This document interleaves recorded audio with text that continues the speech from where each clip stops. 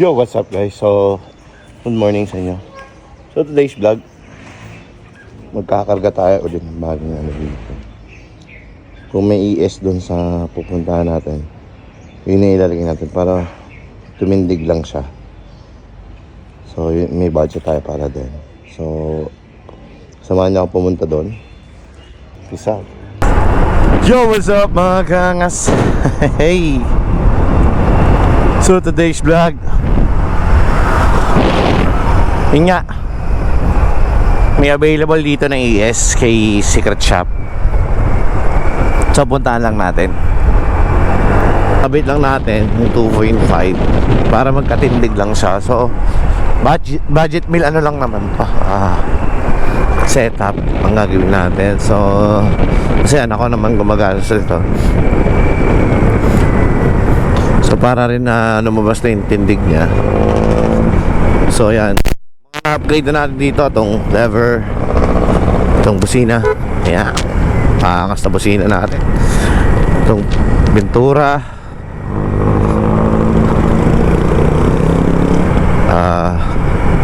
crankcase, cover. Ayan, may gas-gas pa nga yung air filter nito.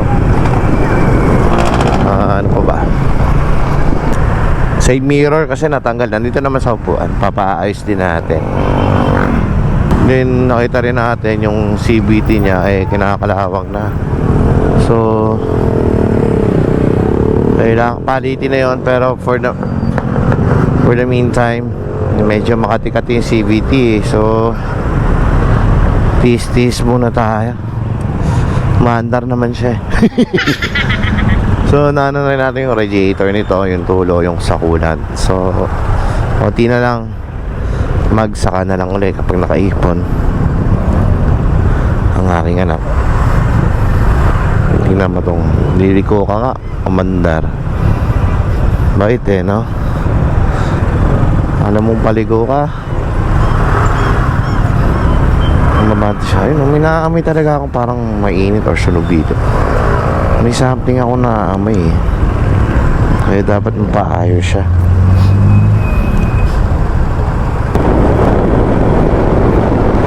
Patalbog oh.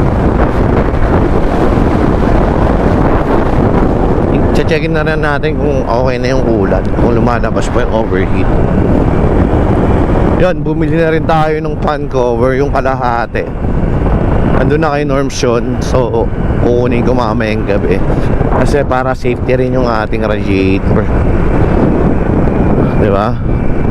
Yun kasi yung mga importante lang muna inano natin, yung ulat, yung tulo ng ulat, ayan, yung mga gas-gas, para lang siya magkatindig sa magmukhang bago.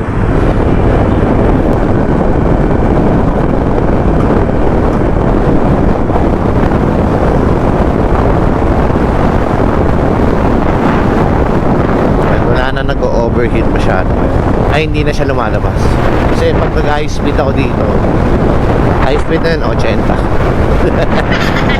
lumalabas yun yung gauge ng overheat. Kaya dapat pinayos ko agad for safety reason. Yan.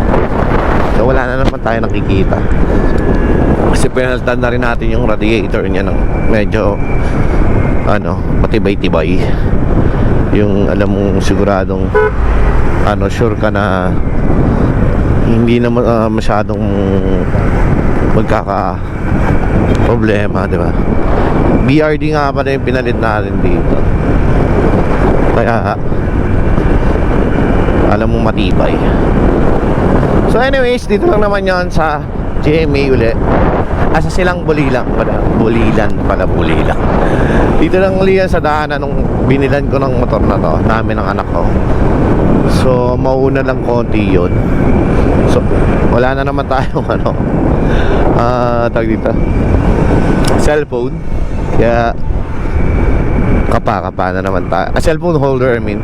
Kaya kapa na naman tayo.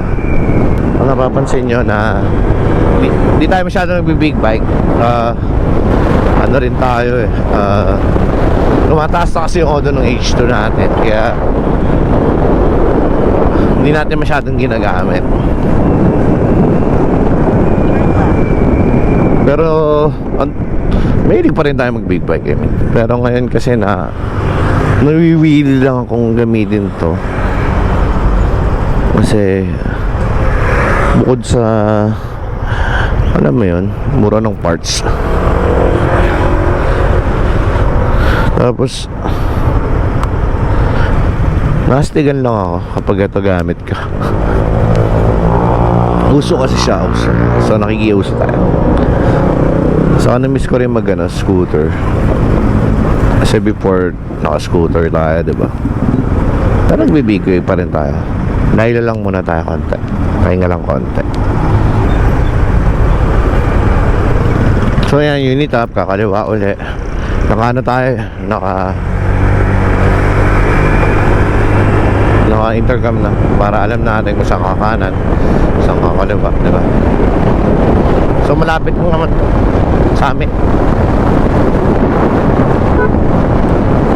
Lagi ko napipindot yung busina. Laki kasi. Baliktad kasi. Nasanay din kasi tayo na na nandito yung busina sa baba. Turn right na daw ako, sabi niya. Asa tayo maghintay para mas makita natin.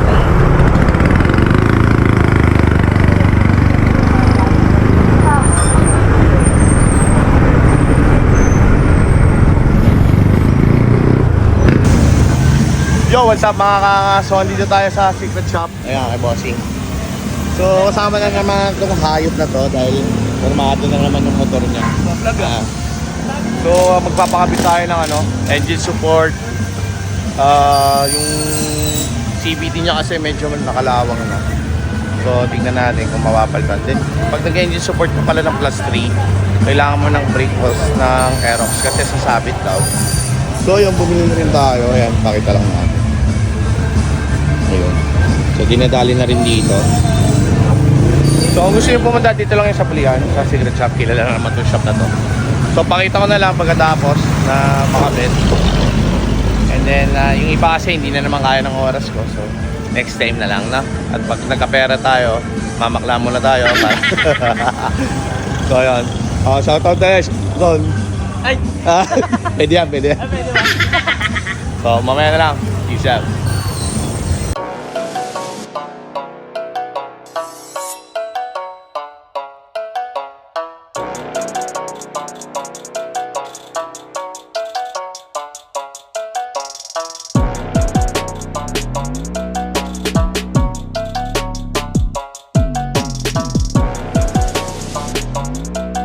So ayan, sana hindi ako magpapalit ng CVT kaso grabe ang kalawang pati yung spring. So ayan, pinalit natin Motaro, panggilid na set na yan, kompleto na yan. Ayan, kinakabit na rin ni Bossing.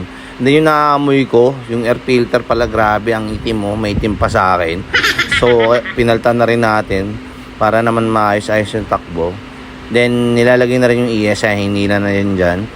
Plus 3 yung nakuha natin, so walang available na 2.5. So plus 3 na lang natin, adjust na lang tayo sa pag drive, baka sumayad tayo sa ilalim.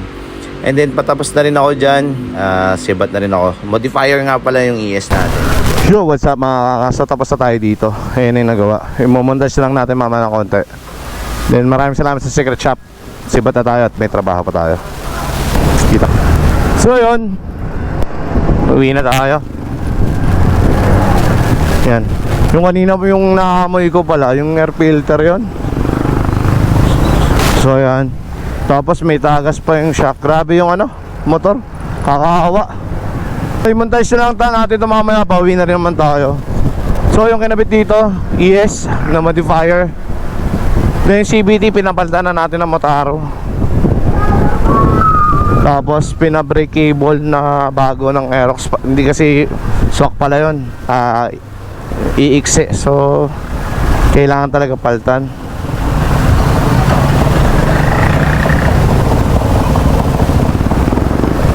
So yan, pail na tayo.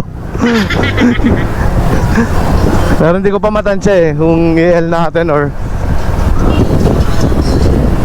okay lang idaan ng diretso. Pero palagay ko kailangan i-L to. Hindi ko pa makita ng maayos medyo nagmamadali na rin ako. So kita-kits na lang. Sana supportahan nyo pag ano ko dito, pag build natin sa click ng ating anak, Click B3. So nawiwili rin tayo mag-build ng ano, ng scooter ngayon. Nakakatuwa lang kasi dati naka-Mio naman ako. So na-build ko rin siya ng maayos, pero hindi ganito na talagang ano, pandiinan. Ito basic pa lang yung kinakabit natin. Pinadiin lang natin siya. Nilagyan natin ES, Magic Lower. Ito, itong RCB, yun lang naman nilagay natin dito. Saka yung crankcase cover. Wala pang mabigat dito. Wala rin tayong pang ano pambili ng mabigat. So sana supportahan nyo. Nahiligan lang natin ulit. Ewan ko, medyo pahinga muna tayo sa big bike. Pero nagra-rides pa rin tayo ng big bike. Yan, tulad yan. Hindi ko alam kung sasaya to or ano. Hindi. Pwede naman pala. Huwag lang siguro yung sobrang taas. Yan, kaya matagtag din dahil dun sa shock. May tagas na. So kita-kits na tayo. Pauwi na ako. Lagi yung tandaan. Pray first before you ride. Ingat kayo palagi mga kakas. Ciao.